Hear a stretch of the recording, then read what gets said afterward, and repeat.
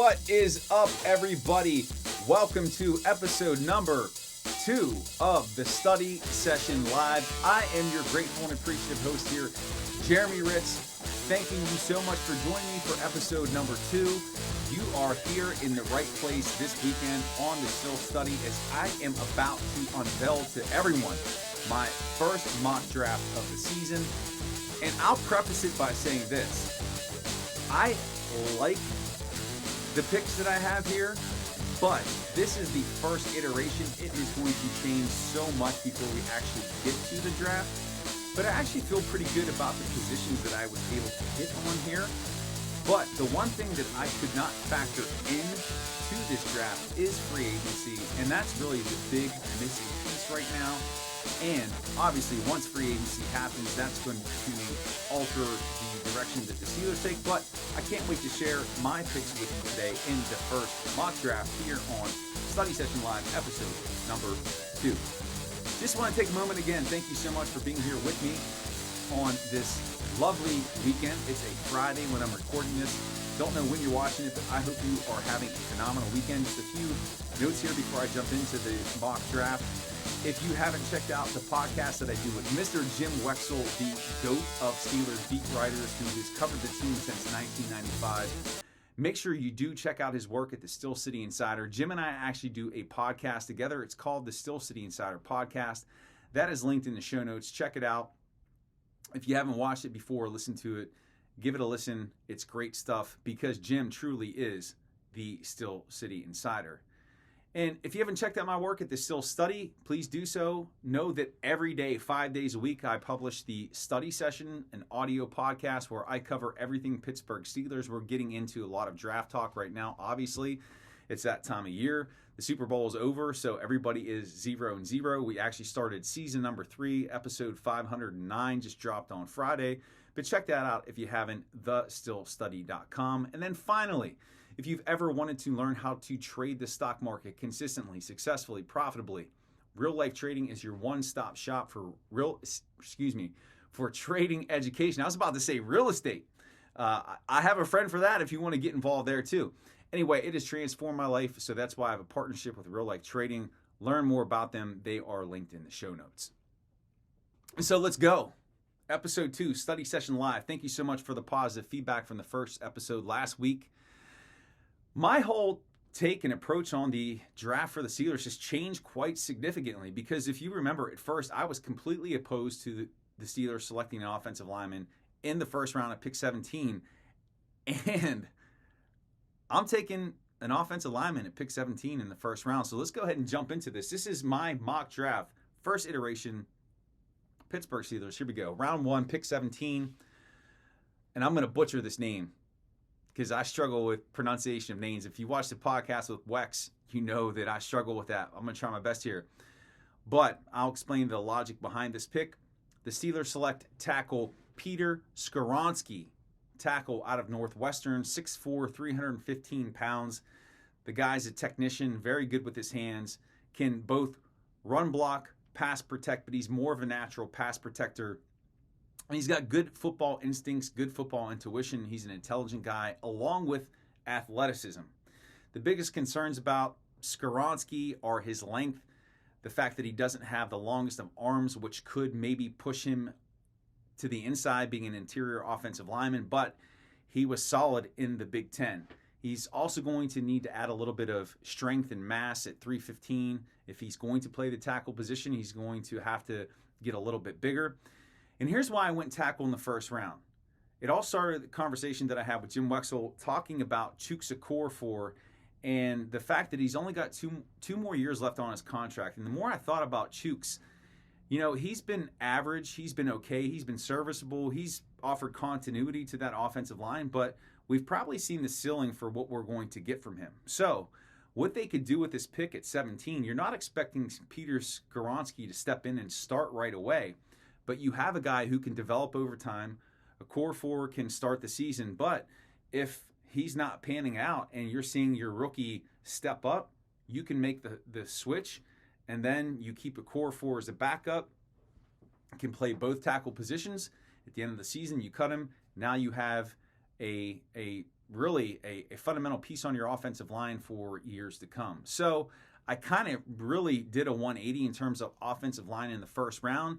And a lot of people might be saying, well, Skoronski's not going to fall to number 17. Maybe he will, but I have them taking tackle Skoronski, number 17. Round 2, pick 32. Remember, the Steelers have the first pick of the second round because of their trade with Chicago. They are taking Tyreek Stevenson, corner out of Miami. A lot of people might be saying, no, we don't want a corner from Miami because flashbacks to Artie Burns. Well, this guy's a bit different. 6 foot, 214 pounds, physical guy who is balanced. He stays on his feet. He's an outside corner. That's what they're looking for. He's strong in man coverage, which the Steelers have been playing a lot of that here recently.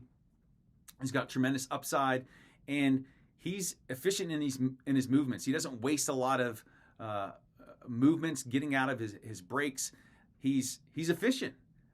What he does lack is elite burst. He doesn't have really top-end speed and not great ball skills. You'd want to see a little bit more production from him, but he does have all the tools that if given proper coaching, time to develop, he can potentially be a starting corner. Now, would they expect him to start right away? No, he'll be worked into the rotation, sub-package football, but I have the Steelers taking a corner, Tyreek Stevenson, with their second pick, number 32.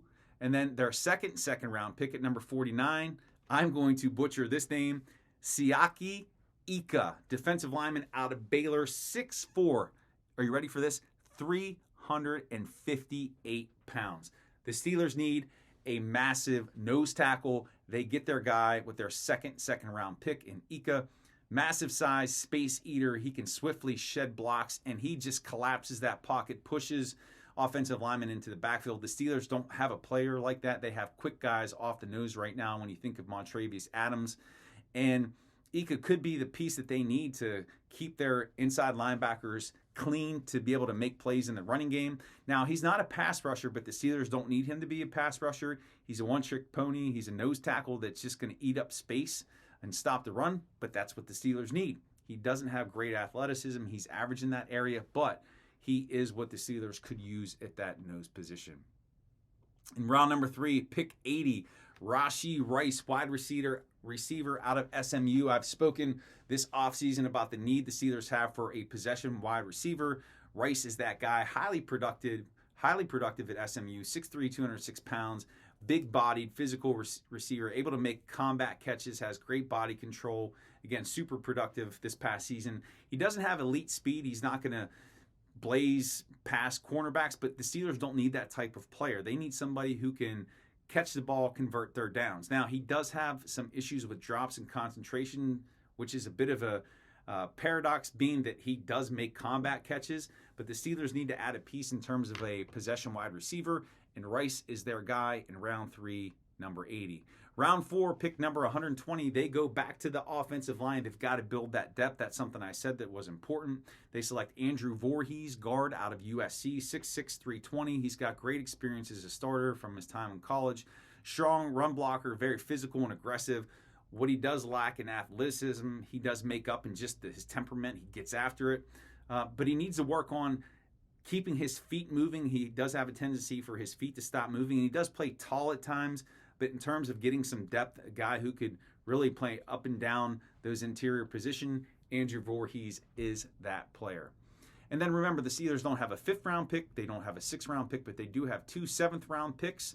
With their first 7th-round pick, number 236, they do go for an interior linebacker, inside linebacker, Ryan Greenhagen out of Fordham, 6'1", 243. Again, a good run defender, somebody who's physical. He hits, he could lay the wood. He's instinctive. He's really a true inside backer, and the Steelers need somebody like that who's able to just play the run, be physical, and make running backs think twice about coming up the middle of the field.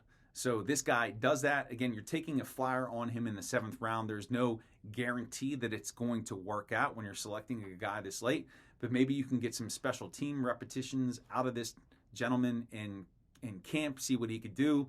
Maybe he'll make the roster from that angle, and then over time develop into somebody who can give you some snaps at inside linebacker.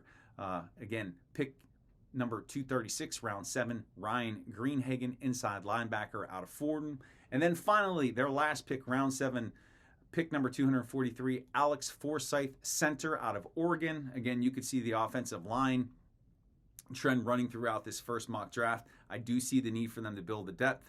6'4", 312 pounds. The guy can move, decent athleticism, can get to that second level. He's got good burst.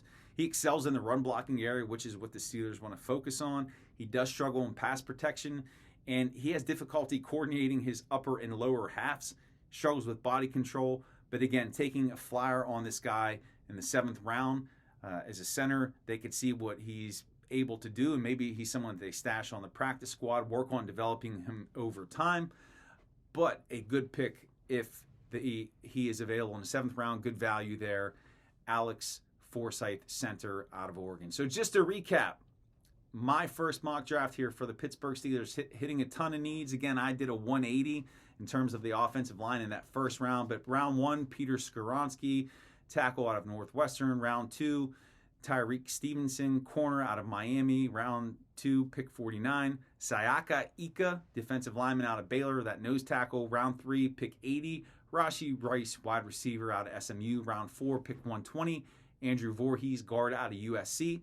Round 7, pick 236. Ryan Greenhagen, inside linebacker out of Fordham. And round 7, number 243, Alex Forsyth, center out of Oregon. I would love to hear your feedback. And I'm sure some of you are like, man, that's the worst mock draft ever heard in the history of 2023 mock drafts for your Pittsburgh Steelers. I'd love to hear your comments below, so drop them. And please give us a like, subscribe, share with your family and friends, drop your comments. Would love to hear from you out there in Steelers Nation. I appreciate you watching the Study Session Live episode number 2. Be sure to check out the podcast that I do with Jim Wexel over on his site, The Steel City Insider. That is linked in the show notes. Be sure to check out the Still Study and listen into the Steelers podcast I do every day of the week, Monday through Friday. The Study Session, we are on episode number 509. Check that out. And don't forget about our affiliate partnership with Real Life Trading. Somebody told me last week that I talk so fast when I do the Study Session Live that I went really fast last week. But you know what? I love the Pittsburgh Steelers. I'm excited about it. So you get that intensity and energy through my great speed. Anyway, that's going to do it for episode 2. Love yous out there in Steelers Nation. And remember, not everybody is a Pittsburgh Steelers fan. But you, my black and gold brethren, most certainly. Peace, everyone. Make it